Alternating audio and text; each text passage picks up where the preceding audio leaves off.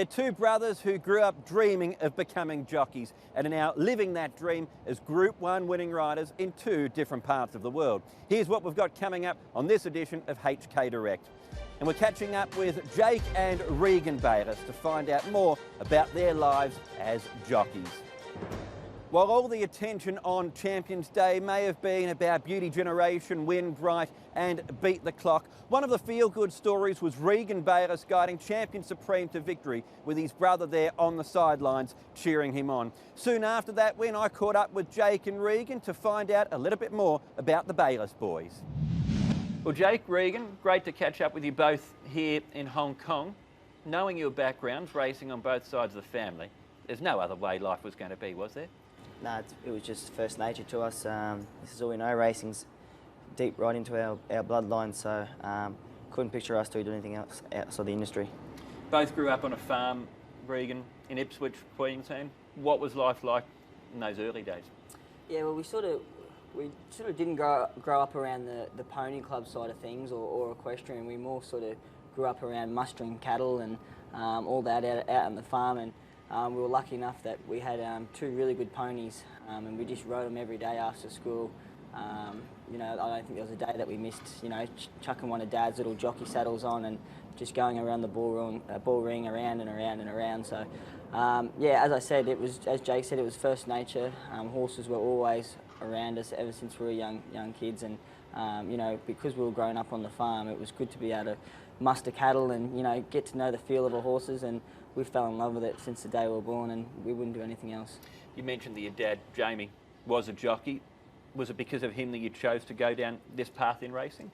Yeah, he didn't push us at all, as I said, but it's just straight away just clicked on for us. It was like a bug that we loved, and he was a successful jockey himself. Unfortunately, he had a few race falls, and towards the end it sort of pushed him out of the saddle to retire, but then he made a comeback 20 years time and had a good little stint in Melbourne too, and made us boys very proud. But yeah, look, he didn't push us to do it, but we did really look up to him. It was something that we wanted to do.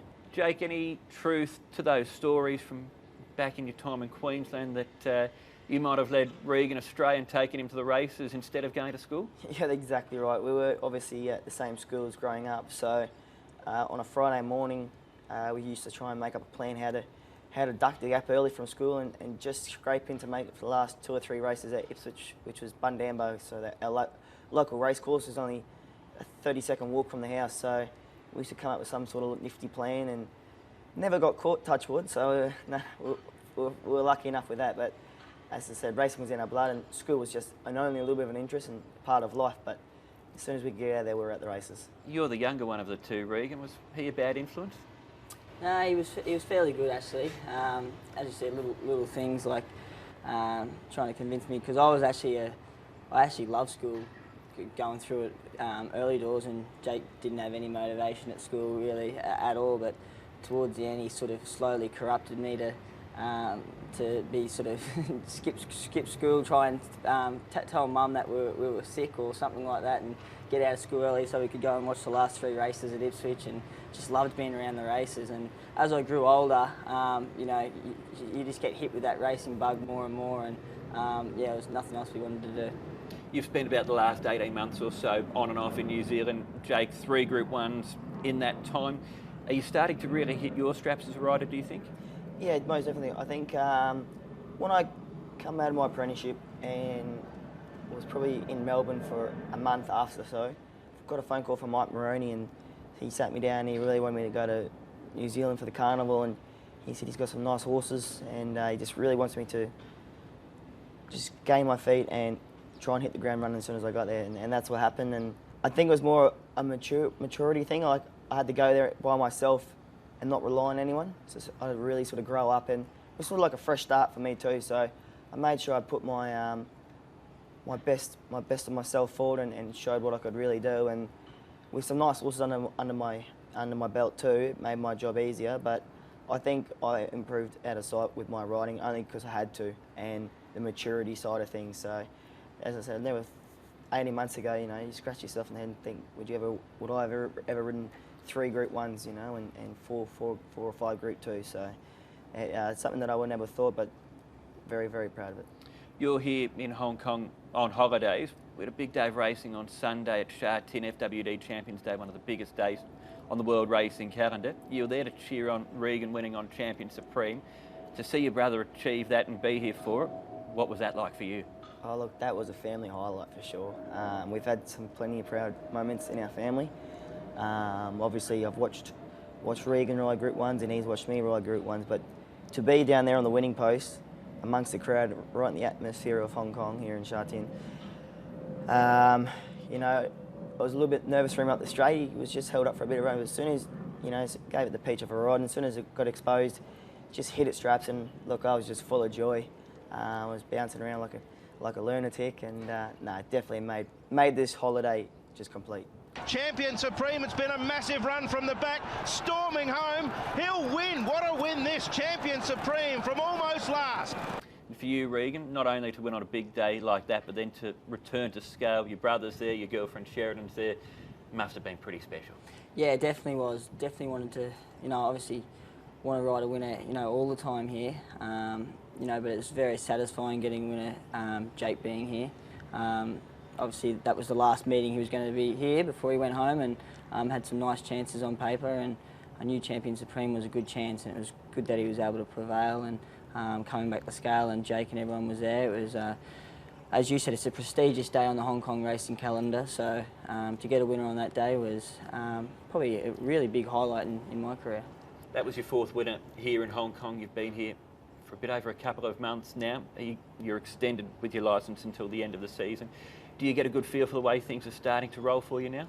Yeah, most definitely. Starting to get to know the tracks, each track, Happy Valley, Sha Tin. The more you ride there, the more you start to learn the little sort of sequences with the track, and get to know how to ride them properly. Starting to build better relationships with all the stables, all different stables. And not only that, starting to get to know the jockeys that I'm riding with, the little things they do in races. You know, I'm really starting to get familiar with the whole environment and how things work, and I'm really happy with how things are going. Is this where you'd like to be long term, do you think? Yeah, most definitely.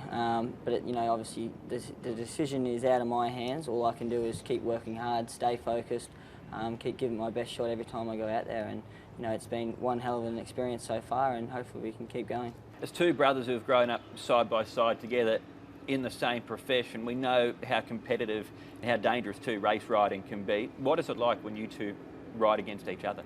Yeah, we're equal as competitive as we would be with anyone, you know, even your worst enemy. So we're best mate in the jockey's room, and as soon as we get on the back of that horse in the mountain yard, we're just like anyone else, you know. We won't give each other a bit of room or anything, to a point, but no, definitely still very competitive.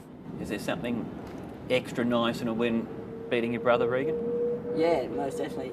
As I said, we haven't ridden against each other in a little while now, because we've been in different states or different countries. But when we were apprentices, yeah, it was extra satisfying for sure. Who's the better jockey, Regan? Nah, too hard of a question to ask. I think might be all right here, and then when we get back up in the rooms, it might be a bit of a fight. Fair enough. But what is it like when you're riding against Jake? If you can't win, are you wanting his horse to win? Yeah, as Jake said, as soon as we get on the horse, I know Jake's in the race, but I'm not even thinking Jake's in the race. We're that competitive. You know, even out there, I'd treat him like any other jockey. You know, you treat him with respect, but you got to be very competitive. And as I said, if I'm back in the rooms and Jake's riding a horse, you know, of course I want him to win a race. But out there, you know, it's every man for themselves. Jake, terrific to see you here in Hong Kong. Regan, great to see you doing well here in Hong Kong. Let's hope you can keep making your family very proud. Well done, guys. Yeah, thank you very much. Thank you.